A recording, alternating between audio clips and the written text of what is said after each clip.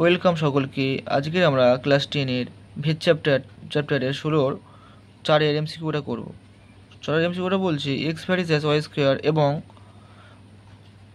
Y is equal to 4 যখন x 8 x যখন 32 হলে ওয়াই এর ধনাত্মক মান কত, মানে পজিটিভ মান, মানে প্লাস মান কত। মাইনাস মান নেওয়া যাবে না। ধনাত্মক মানের অর্থ হলো প্লাস। তাহলে অঙ্কটা করাই যাক।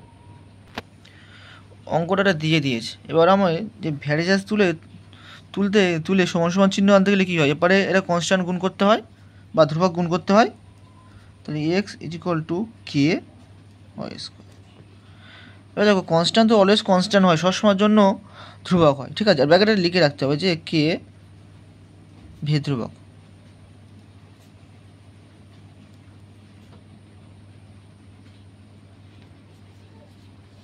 দেখো আমি এখান থেকে একটা সমীকরণ তৈরি করছি, K is equal to X by Y square. দেখো কে এর মান যদি আমি বার করতে পারি তাহলে তো সব কিছু হয়ে যাবে, মানে কে কনস্ট্যান্ট সবসময় কনস্ট্যান্ট থাকে, মানে ওর মান চেঞ্জ হয় না, এরকম ব্যাপার সবার।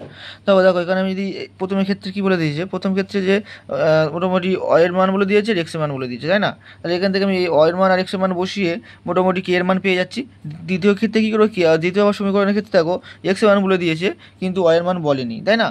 তার মানে কি, তখন কে এর মানটা বসাবো আর এক্সের মান বসাবো আর ওয়ের মান পেয়ে যাবো, তাই না। মানে দুটো মান বসলে তো একটা মান পেয়ে যাবো, তাই না। তাহলে প্রথম ক্ষেত্রে কি কে এর মানটা বার করতে হবে, তাহলে প্রথম ক্ষেত্রে কে এর মানটা বার করতে গেলে তাহলে কি প্রথম ক্ষেত্রে কী বলেছে যে এক্স ইকুয়াল টু কত, এক্স ইকুয়াল টু 8 আর ওয়ের মান 4, মানে 4 স্কোয়ার, তাই না। তাহলে কি হচ্ছে 8/16, 4×4=16। এবার দেখো 8×2=16, মানে ওপরে 1 নিচে 2, বা কে এর মান কত হচ্ছে, কে এর মান হচ্ছে 1/2। বোঝা গেল। এটা প্রথম ক্ষেত্রে হলো, যখন ব্র্যাকেটে আমি লিখে রাখবে, এটা লেখা হয়নি, এখানে তোমার লিখে দেবে যে ওই ওয়াই ইজ ইকুয়াল টু 4 আর এক্স ইজ ইকুয়াল টু 8-এর ক্ষেত্রে তখন ছিল, তখন আর ক্ষেত্রে, ঠিক আছে। আর দ্বিতীয় ক্ষেত্রে কি আবার কে ইজ ইকুয়াল টু সে সমীকরণ লিখলাম কি লিখবো, যে এক্স স্কোয়ার। এই সমীকরণ তো ছিল না, 1 নম্বর সমীকরণ লিখে ধরে গেল 1 নম্বর সমীকরণ থেকে সমীকরণের এক্স এর মান বা এর মান বুট করে পাই। আর অত কিছু বলতে হবে না, এটা এমসিকিউ তো, অত কিছু বলতে হবে না, বুঝেই নাও, শুধু বুঝলেই হবে। যাই হোক, তাহলে কে এর মানটা এখানে পুট করে দিলাম, আর এক্সের মানে দ্বিতীয় ক্ষেত্রে কত 32, তাই না। আর এটা ওয়াই স্কোয়ার। দেখো দ্বিতীয় ক্ষেত্রে মানে তখন ওই এক্স ইকুয়াল টু 32 তখন ছিল, তখন এটা বসিয়েছি, ঠিক আছে। এবার ওয়াই মানটা বার করতে হবে। এবার কী হবে দেখো, এটা কি কোনাগুনি গুণ হয়, এর সাথে কোনাগুনি গুণের সাথে কোনাগুনি গুণ, তাহলে মানে কি y square is equal to 32 × 2, তাই না। এবার দেখো 32 গুণ কত, 64। দেখো স্কোয়ার ইজ ইকুয়াল টু কত, 8 স্কোয়ার। এটা 8 স্কোয়ার হয় কি না, 64 মানে কি 8 স্কোয়ার, 8 আর 64। তাহলে কি হচ্ছে ওয়াই ইজ ইকুয়াল টু +-8।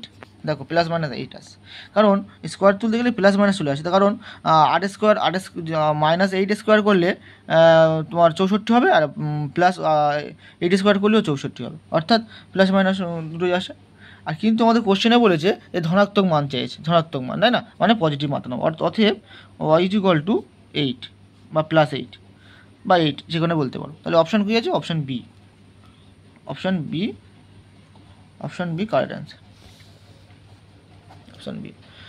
যদি ভিডিওটা বুঝতে না পারো তো কমেন্টে জানিও, আর ভয়েসের কোনো সমস্যা হলেও বলবে।